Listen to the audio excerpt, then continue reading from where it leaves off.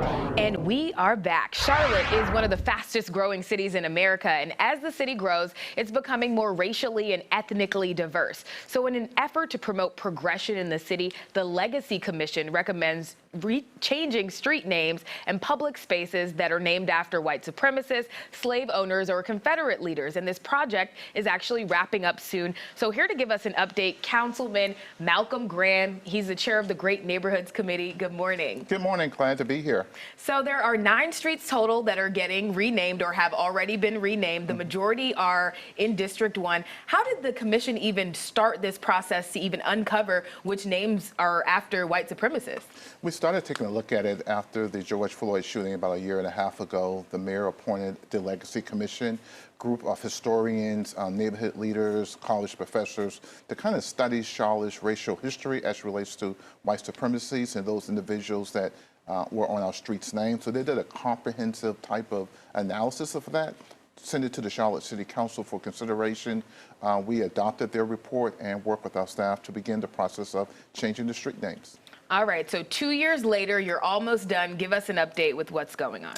9 names in all that we've changed. We've got 3 more that we're doing relatively soon. One is Morrison Boulevard to Carnegie Drive, Barrington Drive to Revolution Park, and Stonewall to Brooklyn Village after a long established African-American neighborhood back in the 40s, 50s, and 60s. And so within the next 30 days, all 9 will be complete, and the work of the commission will have been completed.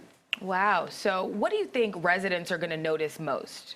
Well, obviously those who live on those streets will notice that their street names have been changed. But more importantly, they will notice that this was a citizen-driven process by, again, the appointment of the Legacy Commission, citizens understanding our history as a community, but more importantly that they will know that Charlotte has a moral understanding of who we are as a community in terms of what type of community we want to be.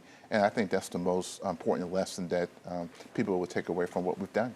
That's deep right there. Who we want to be, right? You know, we're just a little more than a week out from that hate crime shooting where a white supremacist killed 10 people in Buffalo. Why is it important to make sure we're not exalting people like that? Well, because racism, history, and discrimination still exists today. You just mentioned it in terms of Buffalo, also in Charleston, South Carolina, where my sister was killed at the Emmanuel AME Church shooting as well. She was there. And so we need to make sure that the history of and the legacy of white supremacy and slavery and just plain discrimination is removed from our cityscape. But be vigilant that these things are still happening today in real time. So we still have to fight against these type of white nationalist and racial type of undertones. They're not even undertones anymore. They're right in front of our face. Yeah, they're loud and proud and out there and in our city. And so it is good to see this progression. So, of course, just taking the names down of streets don't necessarily impact systemic change. So what's next to really improve outcomes and make the city more equitable for all? Well, I think we have to realize that sometimes racism is embedded into systems, whether it's the criminal justice system, our political system, our healthcare system.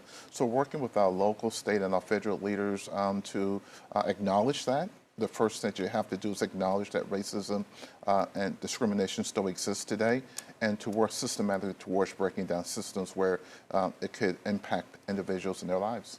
Yeah, and just one last question. I didn't know about your sister being killed in that shooting. I'm so sorry to hear that. But how did it feel to know that it happened again somewhere else? It's rinse and repeat, right?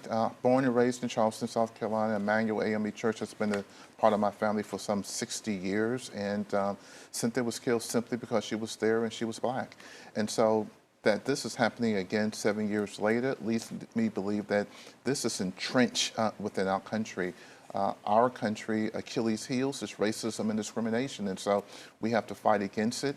The Legacy Commission has done its part, its small part, in terms of recognizing that we want a moral understanding in our community, but more importantly, we need to acknowledge from a national level, state, local level, that we have to fight against racism and discrimination and hatred.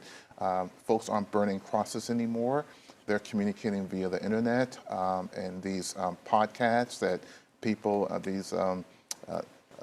put what they post online. And so we have to hold our social media companies accountable. We have to do something about common sense gun legislations. And more importantly, we just have to acknowledge that racism exists and work towards eliminating it.